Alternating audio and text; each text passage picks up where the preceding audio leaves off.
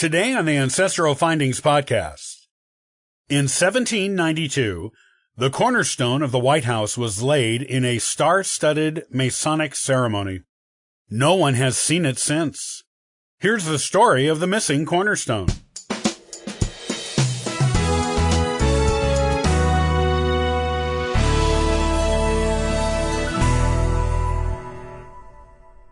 In 1792, the cornerstone of the White House was laid in a Masonic ceremony overseen by member George Washington. Supposedly, the cornerstone went missing the day after it was laid, and no one has seen it since. Many attempts have been made to find it, most recently when President Harry Truman totally renovated the building in the 1940s. To date, no sign of the cornerstone has been found, and its whereabouts is one of America's most enduring mysteries. A television show on the History Channel that aims to find missing historical artifacts even recently offered a cash reward to anyone who could help locate the stone for the show. Why the Masons? Back in the 1700s, being in the Masons was a very prestigious honor. Most of the better-known founding fathers were members. Being a Mason meant you had made it in upper-class society. You were generally wealthy and had influence among a wide sphere of the population.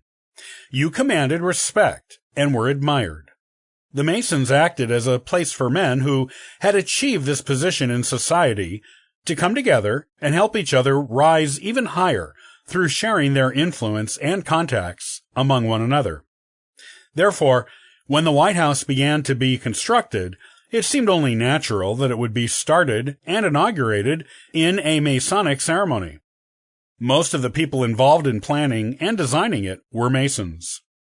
The first and current president, George Washington, was also a member.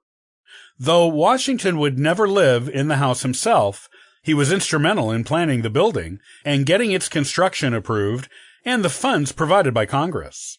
Because he was such an important high-ranking Mason, using Masonic rites in the ceremony of the laying of the cornerstone was simply a matter of logic at that time. When did the cornerstone go missing? While legend says no one has seen the cornerstone since the day after it was laid, it does not necessarily mean it was stolen. It might have been, but no one really knows for sure. After the ceremony of laying the inscribed cornerstone to commemorate the beginning of the construction of the White House, those who participated in the ceremony went to a local tavern and drank many, many toasts to the project. The next day, in a hangover stupor from their drunken revelry, no one remembered where the cornerstone was placed, and construction had already begun, obscuring it from view, if it was even still there. Harry Truman went to a lot of effort to find the cornerstone when he was forced to totally renovate the interior of the White House in 1948. The house was in such bad condition that it almost had to be condemned. He looked for it during the entire renovation period, which lasted until 1952. He never found it, even though the house was almost completely gutted, except for its exterior walls and foundation. There is a theory that the stone is between two stone walls in the Rose Garden. But this has not been verified, and so far, no cornerstone has been found there.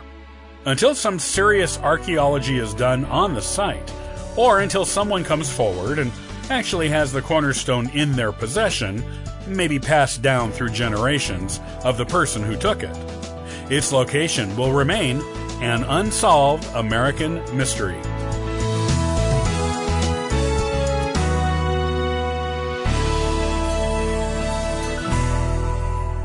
Thanks for joining us today and subscribing to the Ancestral Findings podcast. Check out ancestralfindings.com for additional free genealogy resources and weekly giveaways. Happy searching!